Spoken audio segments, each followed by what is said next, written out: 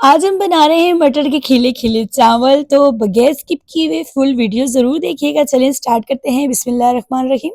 मैंने cooking oil डाल लिया है एक डेगची में, उसके साथ 1 अदद कटा हुआ प्याज़ डाला है।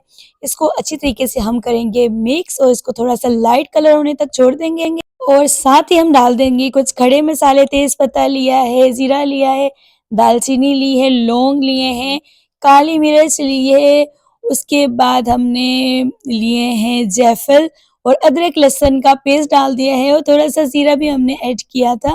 तो थोड़ा-सा मैंने पानी डाल दिया था, तो जो लहसुन अदरक का पेस्ट वाला जार था ना वो ख़त्म हो गया था। मैंने कहा चलो उसके अंदर पानी डाल के वो भी मिक्स कर देते हैं और मैंने 1 कप भरकर मटर डाले हैं और उसके बाद ये भी मैं डाल रही हूँ चिकन पाउडर डाल रही हूँ और ये क्रश चिली डाल रही हूँ।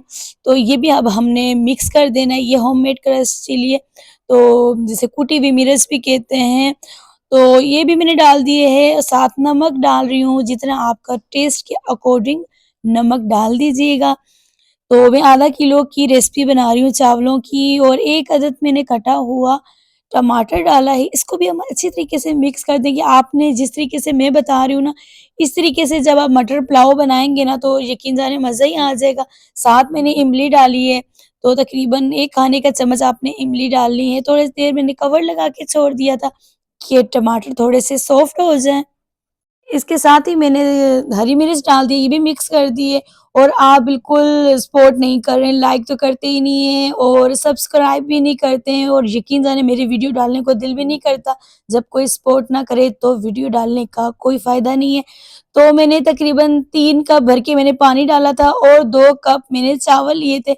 ये बासमती चावल हैं, तो मैंने हरी मिर्च और साथ कटा हुआ धनिया और पुदीना डाल के इसको कवर लगा दिया था। जब पानी थोड़ा खुश्क हो गया था, तकरीबन मैंने 10 मिनट के लिए कवर लगा के छोड़ा था और माशाअल्लाह आप देखें कितने ज़बरदस्त खिले-खिले चावल बने हैं। आप मेरी वीडियो को लाइक और सब्सक्राइब ज़रूर कीजिएगा।